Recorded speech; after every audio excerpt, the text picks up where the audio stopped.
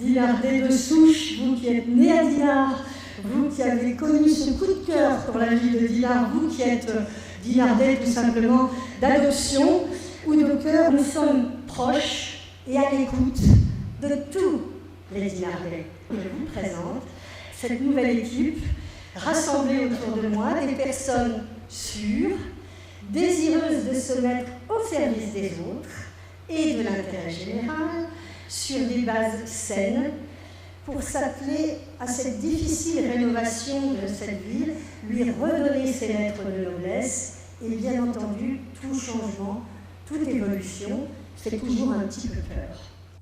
Le nom d'une liste, c'est son identité, c'est son ADN, et dans les gènes de Dinardais d'abord, il y a une volonté farouche de placer l'humain au premier plan.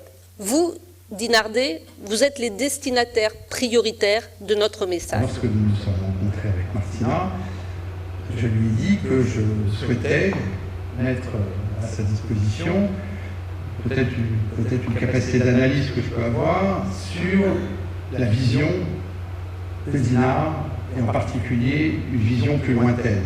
La réponse est simple, poursuivons le mode de gestion pour permettre à la ville d'investir, poursuivons le mode de gestion mis en place par Martina pour être certain que dans 10 ans, nous ne soyons pas sous tutelle. En résumé, depuis 1989, nous avions l'opacité. Maintenant, nous aurons la transparence dans l'information et la communication avec les collaborateurs employés de la ville, transparence et co-création avec tous les habitants de la ville. Voilà, mes chers amis, aujourd'hui ma vision de Dinard dans 10 ans. Je ne veux pas voir dans Dinard une place de la gare catastrophique qui nous aura mis dans une situation financière horrible. Et il faut qu'une équipe travaille dans cette ville, tout le monde dans la même direction. Non seulement nous avons réduit le passif total de près d'1 million d'euros, mais en plus ce passif est maintenant plus sain. Ces résultats, nous les avons obtenus en cherchant des économies partout où on le pouvait, mais sans dégrader le niveau de service offert aux Dinardais. Nous nous sommes tenus coûte que coûte à notre promesse de ne pas augmenter les impôts, malgré la situation que nous avons trouvée et qui était bien plus terrible que nous l'imaginions. En 2017, vous pourrez fêter votre 4e année de suite de répit fiscal. Et cela fait longtemps que cela ne nous était pas arrivé. Car nous voulons que les Dinardais bénéficient de façon concrète des premiers fruits du redressement financier de la ville. Et enfin, nous nous engageons à poursuivre la rénovation de nos infrastructures.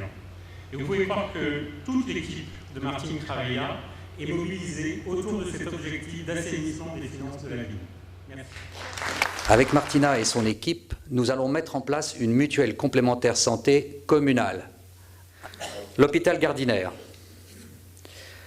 Avec Martina, nous nous sommes engagés à ce qu'il reste à Dinard. Ceci est maintenant validé. Nous avons une opportunité unique qui est l'arrivée de la fibre optique à Dinard.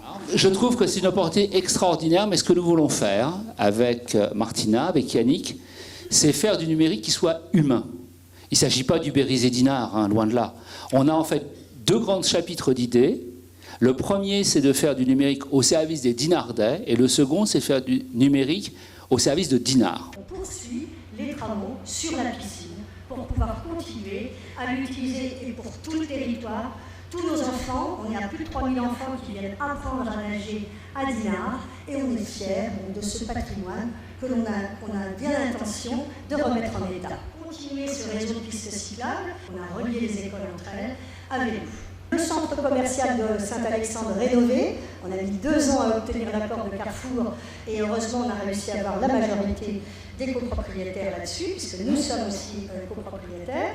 Donc rénovation attendue aussi depuis 30 ans du centre commercial, festival du film britannique qui sera à Saint-Alexandre en septembre, et puis un projet de crèche, puisqu'on a acheté un terrain à côté de la crèche, la ville a préempté pour envisager un beau projet à Saint-Alexandre.